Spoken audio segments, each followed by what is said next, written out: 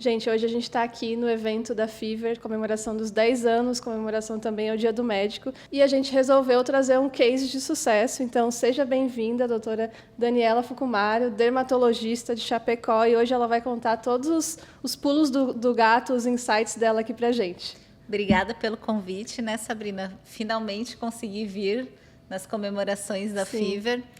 Agradecer. Eu sempre falo que a Fever eu considero vocês como sendo uma parte da clínica, assim. E é muito prazeroso trabalhar com vocês e estar aqui hoje contando um pouco da minha história. Vai ser muito legal. Tenho certeza que bastante gente vai conseguir tirar insight dessa nossa conversa. Com certeza. Eu acho que vai ser uma história real, né, Sabrina? Assim, de uma médica que começou sozinha, com dermatoscópio, um sonho, né?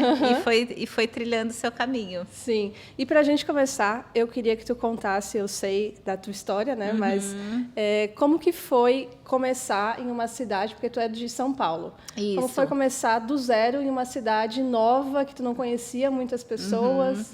Não, foi desafiador, assim, embora Chapecó seja uma cidade muito promissora na época que eu comecei, eu não sabia o que seria do meu começo, né? Eu vim de São Paulo, que é muito comum a gente trabalhar em outras clínicas, trabalhar para médicos maiores, logo que a gente termina a dermato.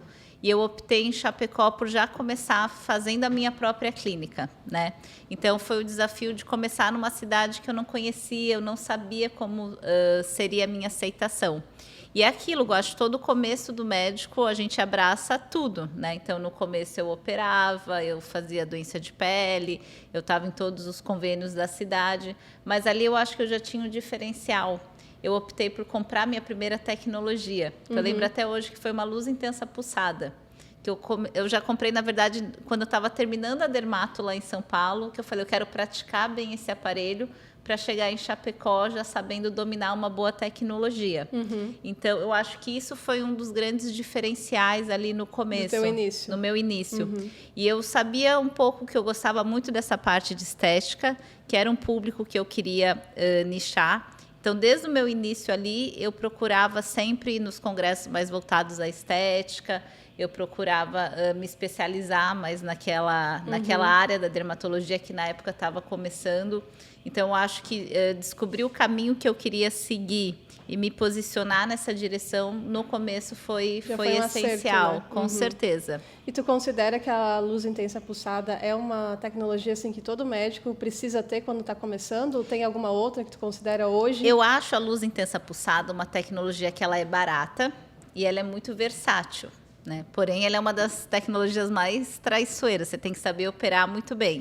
Mas ela vamos dizer que ela faz um pouquinho de tudo. Então, eu acho que é uma boa tecnologia para o dermatologista começar, por ser um baixo investimento e você conseguir indicar muito para vasos, para pigmento, para rejuvenescimento. Então, ali no começo, com ela, eu me virava. Depilação, você consegue fazer muita coisa mesmo, com baixo custo. Então, eu acho que ali no começo era o primeiro aparelho do dermatologista naquela época. E qual foi a segunda que tu adquiriu e como foi tomar essa decisão? Que eu sei que é uma decisão difícil, Eu né? me lembro até hoje que aí a minha luz pulsada começou a dar uns probleminhas, né? Isso é um problema das tecnologias. E aí eu fui negociar com a indústria de tecnologias e eles me falaram, o Fraxel, na época, que era um Erbium, está começando muito bem e a depilação estava começando a decolar no Brasil. Então, eles falaram, por que você não pega um laser de diodo, que era o Lightyear, e o Fraxel? Então, ali eu já abri um pouquinho mais. Aí eu já tinha um Erbium, que fazia muito bem rejuvenescimento. Comecei com a depilação a laser, que eu acho que em Chapecó, na época, não tinha. E a luz intensa pulsada. Então, eu fui ampliando minhas tecnologias. E aí, de uma certa maneira, eu já comecei a ser vista como uma médica forte dentro da área da estética, né? Naquela época também, eu lembro até hoje, eu fui chamada para o meu primeiro workshop de preenchedor, nem existia tudo isso de produto. Eu lembro até hoje, eu fui para Caxias fazer um workshop de preenchimento, e aí eu acho que foi mudando um pouquinho ali Ali a forma até da dermatologia na época enxergar os procedimentos estéticos. E hoje tu está numa clínica própria tua, né? Isso. Como que foi essa mudança, então? Sair de um espaço onde tu tinha uma sócia, tinha decisões ali compartilhadas e agora tem o teu novo espaço. Eu queria entender se mudou alguma coisa na tua rotina, como que funciona, porque tem muita gente que vai assistir esse vídeo que está nesse processo também, né? De abrir a própria clínica. Com certeza. Eu acho que a gente... eu poderia dizer que a gente não tem que ter medo da mudança, embora ela tenha que ser feita com bastante planejamento, né, bastante responsabilidade. Então, essa parte da minha história, na verdade, eu tinha uma salinha alugada próximo do hospital da cidade. Fiquei lá por alguns anos. Depois eu fiz uma sociedade com uma outra médica, criei uma clínica que ali eu acho que eu cresci demais. Eu acho que ali eu já estava num ambiente melhor, a gente começou a se posicionar muito bem na cidade. Só que aí eu comecei a crescer bastante e comecei a enxergar a necessidade de crescer dentro da dermatologia com o meu próprio nome. Eu sentia que eu precisava crescer do meu jeito, sem depender das regras de um lugar que eu estava, que eu era dona, mas eu tinha uma sócia, né? E aí foi quando, no começo desse ano, eu criei o grupo Daniela Fukumaro, que hoje é a minha clínica, eu sou a única proprietária, e comecei a montar um grupo dermatológico. Porque, na verdade, o que eu percebi, Sabrina? Que a dermata é uma área muito ampla. Embora eu estava muito focada na estética, eu estava abandonando a cirurgia, as doenças, eu já não conseguia mais... Que às vezes os pacientes precisam também, né? Inclusive da estética. Então, assim, me partiu o coração quando eu falava, eu não opero mais, né? Então, por mais que seja uma área que eu não me dedicava mais, eu queria resolver tudo dentro do meu espaço, né? Então, surgiu o Dr. Maurício, um dermatologista fantástico que estava chegando na cidade, então fiz o convite para ele trabalhar comigo, né? E as tecnologias, hoje a gente está com 5, 6 tecnologias grandes, então eu também queria muito médicos aplicando essa tecnologia, então foi quando eu tive a ideia de criar o Fellow, né? Que eu queria formar profissionais dentro da minha clínica, dar oportunidade também, eu acho que abrir espaço, né? Abrir assim como espaço. Tu também precisou, na época, sozinha abrir o teu, agora tu abre espaço para outras pessoas. E eu acho impressionante, Sabrina, quando a gente tem que ensinar e passar protocolos para os fellows, como a gente aprende também e a gente acaba criando procedimentos dentro da clínica padrão muito interessante. Então, foram meses, assim, puxados, né? Até eu estruturar o grupo do jeito que eu queria, mas eu sinto que agora ele vai no modo automático, né? E eu recebo muitas mensagens de vários médicos querendo fazer o nosso fellow. Mês passado, então, a gente terminou a primeira turma de 6 meses e é algo que agora é um projeto que eu quero implementar também, que eu achei super interessante. E a gente vai, né? Não, com certeza. Vou Nosso pegar no teu pé para você. Uhum. É que é tanto projeto, né, Sabrina? Mas eu acho que um dos segredos, se eu tiver que dar uma dica, eu acho que não dá para parar. Eu acho que você tem que estar sempre se reinventando. Eu acho que isso para qualquer área, nem só a medicina, nem só a dermatologia. Mas eu acho que a gente tem que estar sempre se reinventando e não dá para parar. Sim. As coisas mudam muito, né? Acho que a gente não pode se perceber ali naquela zona de conforto, está tudo dando certo, e continuar daquele jeito por muito tempo, até porque o mercado, não só a área da dermatologia, mas o mercado num contexto geral, da estética, ele está em constante desenvolvimento, né?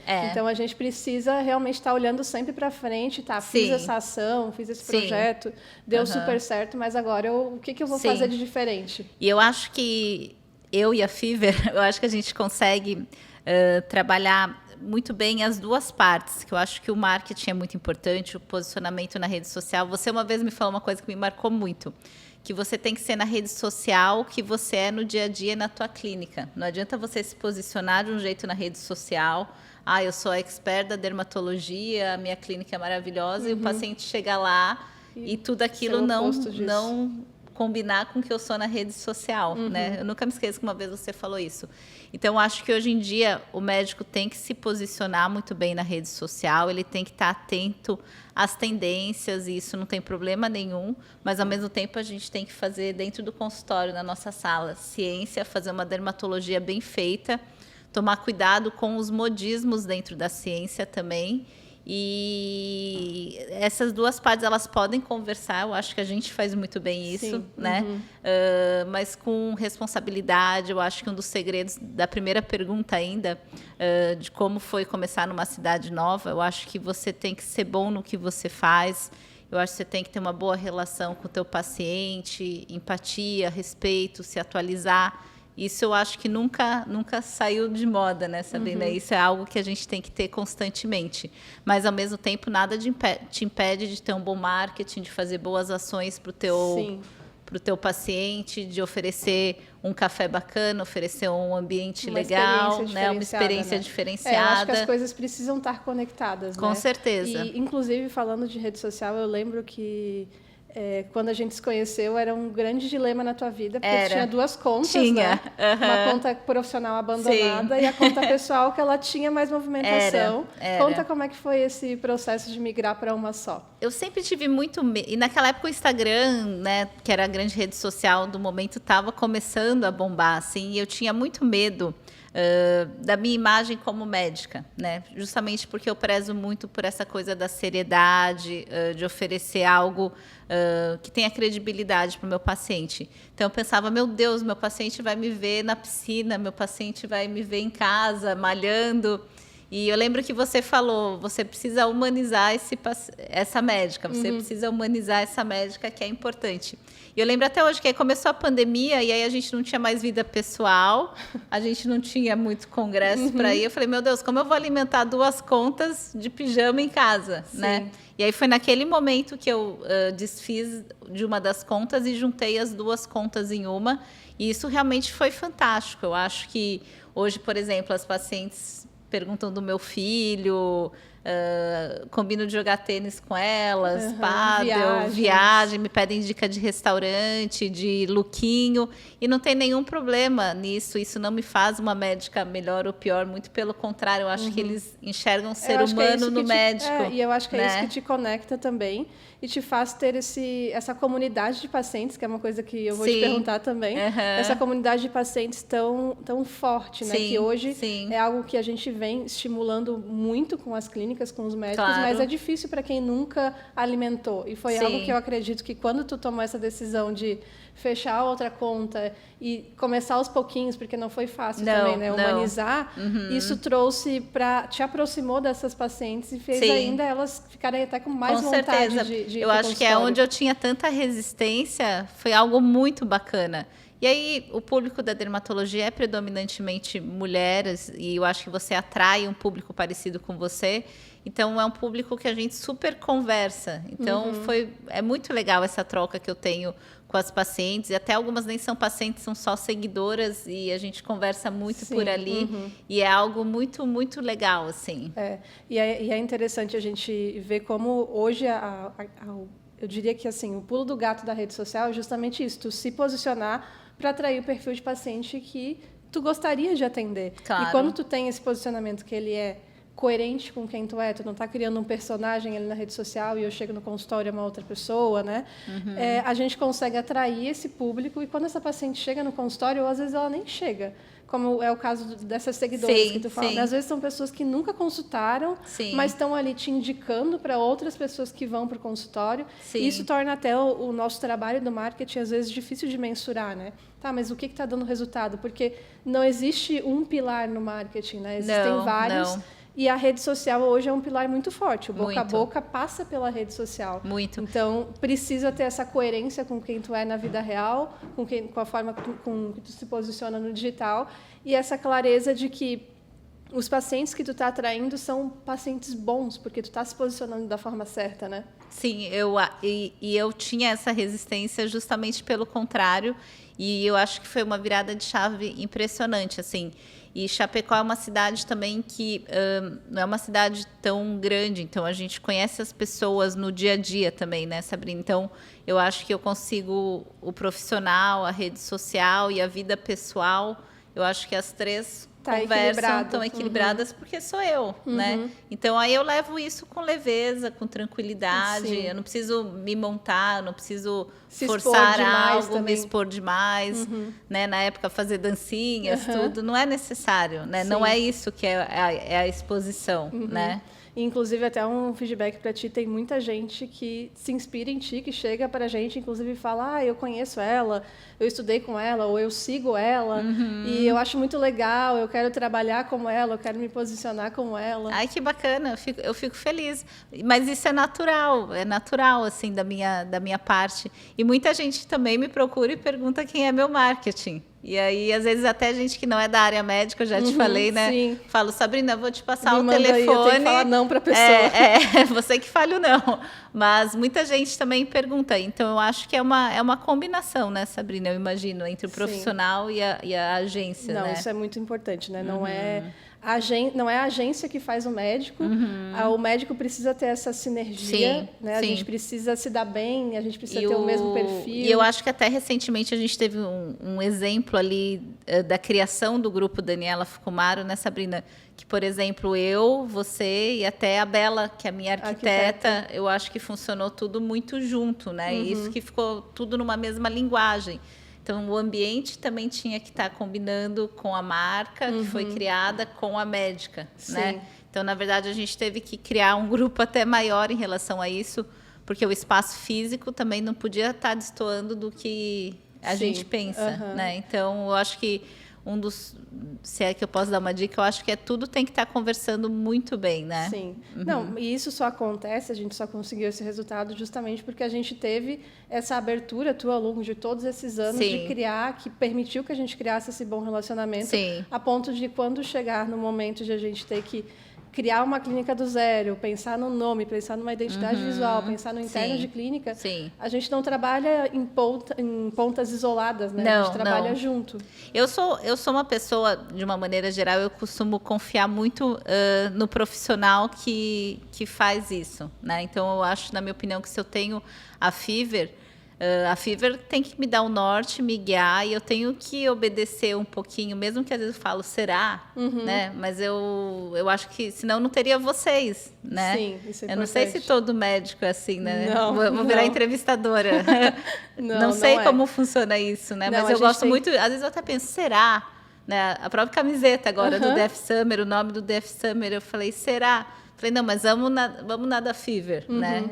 Sim, mas não é todo médico que confia assim, né? Às vezes o médico, por exemplo, ele vem de uma indicação de algum outro médico que ele adora o que a gente faz, mas ele, às vezes, já teve experiência ruim com outra agência, ou às vezes é uma pessoa que... Porque tem gente que é assim mesmo, né? Que é mais resistente, que não é tão aberto a ideias, e a pessoa ela quer ter, por exemplo, ter o resultado, mas ela não está disposta a fazer o que tem que fazer, a topar a ideia. Não, e exige dedicação, né? Exige que você esteja disposto a gravar, né? A gente tem o nosso videomaker também em Chapecó, pelo fato da Fever estar aqui em Florianópolis.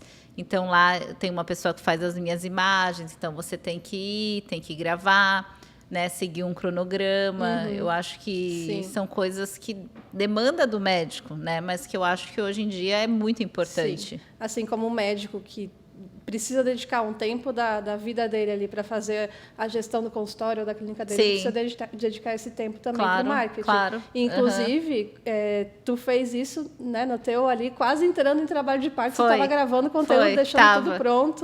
Conta um pouquinho para a gente dessa experiência. Eu estava grávida, bem grávida, e resolvi comprar o Fotona. Para quem não é da área da dermatologia, vamos dizer que o Fotona Dynamis NX, que é o aparelho que eu comprei, é o maior investimento da dermatologia atualmente. E todo mundo, meu Deus, você está grávida, deixa para depois. Assim como você vai sair de uma clínica de sucesso e vai montar outra grávida, espera. Mas eu acho que a carreira, às vezes, não dá para esperar e a gente não pode perder o time. E, enfim, comprei o aparelho e eles até... E eu entregar já, eu falei, não, segura que o bebê vai estar nascendo. Então, eu falei, me dá um mês, né, pós-parto para entregar o aparelho. Só que eu sabia que minha rede social ia ficar um pouco parada, porque eu ia estar em casa com o meu bebê e sabendo que ia chegar um aparelho que eu precisava bombar ali no lançamento dele. Então, conversei com a Fever e a gente deixou... A gente fez um calendário. E a gente milimetricamente calculado. Isso.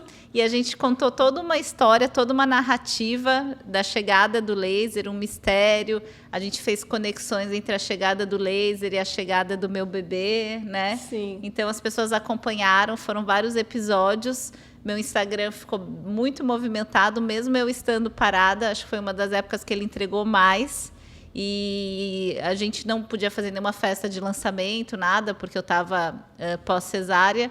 Mandamos um mimo para casa de cada paciente. Um super mimo, né? Um super mimo. Então, os pacientes se sentiram integrados também ali com a ação.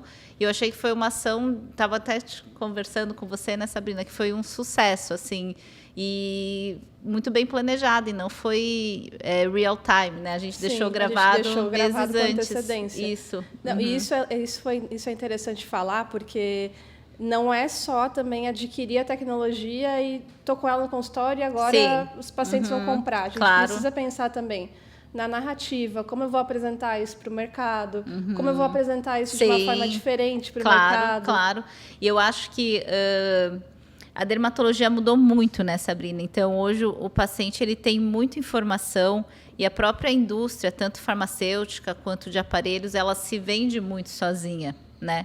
Então, o dermato, eu acho que o profissional ele tem que encontrar o nicho dele ali naquele meio para não deixar só o paciente ter acesso direto a essa tecnologia, esse injetável. Acho que a gente tem que se posicionar ali. Fazer o teu nome, não fazer só o nosso nome, não só o nome da tecnologia ou do injetável. Que, na verdade, o diferencial, eu acho que justamente é você, né? É o profissional, é o humano operando ali, né? Então, eu acho que o dermato tem que encontrar o nicho dele ali naquele meio. Sim, né? Tem que saber usar, sim, do diferencial e até do investimento que a gente está fazendo numa tecnologia, ou, enfim, no congresso, às vezes também. Sim, com certeza. Mas entender como a gente se posiciona, coloca o teu nome em evidência, para as pessoas entenderem que não é realmente só adquirir uma tecnologia. Sim. A tecnologia hoje tu encontra, dependendo da tecnologia, né? Em não qualquer é o caso lugar. do Fotona. Não, mas é verdade, você tem que se posicionar, você tem que mostrar para o teu paciente. E é muito... Eu percebo que, por exemplo, às vezes o paciente nem tem indicação para aquela tecnologia, mas ele fica feliz por ver o dermatologista dele bem atualizado, sabe? Saber que pode contar caso um dia tenha com certeza, com certeza. Eu acho que agora, por exemplo, que a gente tem um grupo, né? Opera-se ali na clínica, tudo mais, os pacientes falam, nossa, que bom, né? Quando eu precisar, eu vou poder recorrer aqui. Sim. Então, isso é muito bacana. Hoje, o grupo é um lugar onde o paciente entra e ele sabe que ele consegue encontrar tudo relacionado à estética da pele, mas à saúde também. Claro, né? Com certeza.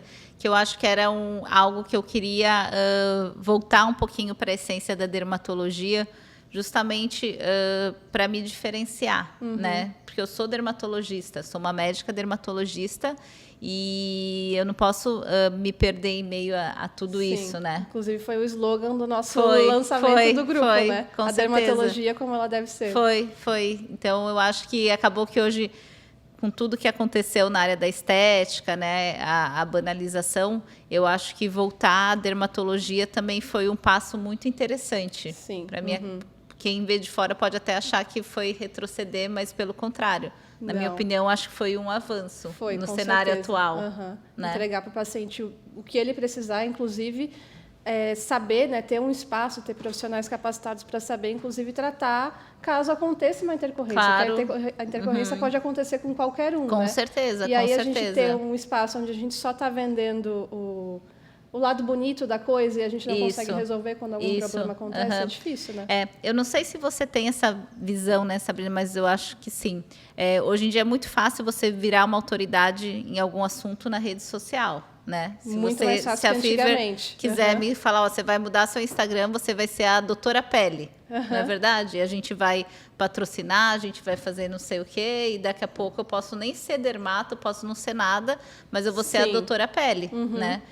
Se vocês falarem, vai na farmácia, dá dica de ácido, de creme, sem eu nunca ter estudado isso, eu vou virar uma autoridade nesse assunto, né? Mas eu tenho aquilo que a gente falou, eu tenho que estar preparada para no consultório eu ser a doutora Pele. Né? Tem que ser autoridade na internet, mas tem que ser autoridade... E atualmente o que a gente vê muito, na minha opinião, são pessoas que são autoridades na rede social, mas não têm formação e nem conhecimento para ser esse profissional dentro dos consultórios. E às vezes nem consultório, né?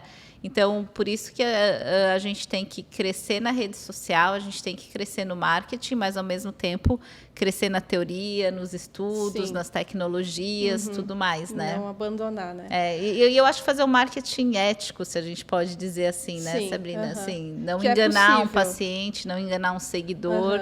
Eu acho que é super possível. É super possível a gente, inclusive, fazer campanha, por exemplo, da F-Summer, que são os protocolos de verão, mas fazer isso de uma forma ética, sem empurrar ali uma receitinha para cada um e só para a gente vender e bater uma meta de vendas. Né? Com certeza. Eu acho que os campeonatos, o esporte, que eu gosto muito, e a gente sempre tenta linkar um pouquinho ali no nosso Instagram e no marketing da clínica, eu acho que é algo super importante. Eu acho que a gente incentiva saúde, exercício físico, a gente cria conexão entre as mulheres, a gente cria conexão entre a equipe da clínica e as nossas pacientes. Sim. Então, eu acho que é algo delicioso e super importante. Sim. E eu acho que sem extrapolar para esse outro lado, né? E que gera muita confiança, né? Com certeza, com certeza. E Dani, para a gente encerrar o nosso papo, eu queria que tu desse um conselho, se é que é possível dar um conselho, mas para um médico que ele está começando na carreira e ele quer abrir a clínica própria. Bom, eu acho que primeiro seria fazer uma boa formação, o conhecimento, o estudo, que na nossa área nunca para, né? Então, você tem que ser um bom profissional. Para ter consistência, eu acho que é se manter sempre atualizado com as melhores tecnologias, os melhores injetáveis, mas que a gente sabe que no começo não é tão fácil assim, né? Então, entender o seu tempo, se é hora primeiro de abrir o teu consultório, né? Porque às vezes também esperar, pode não ser, né? Então, ver se já é essa hora de dar esse passo, porque não é fácil, né? Eu acho que fazer a gestão toda de uma clínica, de funcionários, tudo mais, é algo que exige bastante do profissional. E conforme você cresce também, você vai recebendo casos que você precisa dar conta de resolvê-los também. Então, o primeiro passo, eu acho que é analisar se é a hora. Se for a hora, eu acho que é procurar bons profissionais para te assessorar nisso. Então, a Fever, por exemplo, é uma empresa de marketing médico, é muito importante. Frequentemente eu faço consultorias de gestão. Atualmente a gente está, por exemplo, fazendo uma consultoria de gestão com uma grande clínica de São Paulo, que eu acho que está um passo à frente de nós. Então, eu acho que a gente tem muito a aprender com o modelo deles. Então, toda semana eu tenho uma reunião com eles.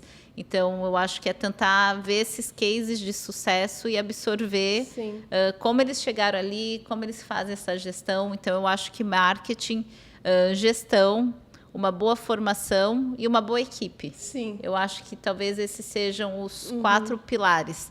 A partir daí, se você quiser alugar tecnologia, comprar, injetar de tal marca, eu acho que não faz diferença desde que você tenha esses pilares consistentes na tua clínica. Adorei. Ai, foi bom, né? Então, muito obrigada, Eu que Dani. agradeço, Adorei que você está aqui hoje no nosso evento. E aproveitar, parabenizar a Fever, né, por esses 10 anos, né, que sejam muitos anos. Metade desses anos a gente está junto, verdade, sabia? é verdade. E ver a Fever crescer, eu acho que eu fico feliz. Parece que eu cresci junto. Parece, não. Né? Acho que isso que é legal. A gente cresceu juntas, né? Isso, hoje às vezes a gente percebe ali no grupo de WhatsApp, chega cada vez mais profissional e a gente vai conversando e eu fico muito feliz por vocês, que sejam longos anos, né? E dizer que eu considero a Fever como... Eu sempre falo isso para a Sabrina, como se fosse uma parte da minha clínica, assim. Sim, né? acho que a gente deveria ter um escritóriozinho lá, uma salinha lá da Fever, porque eu acho que a Fever também me considera, muitas vezes vocês querem... vamos tentar tal coisa, vamos. Eu acho que eu sou super aberta, eu adoro isso, eu amo as ideias de vocês. E que venham muitas novas ideias, né, Sabrina? Com certeza. E a gente não para, né? Não vamos parar. Obrigada. Obrigada.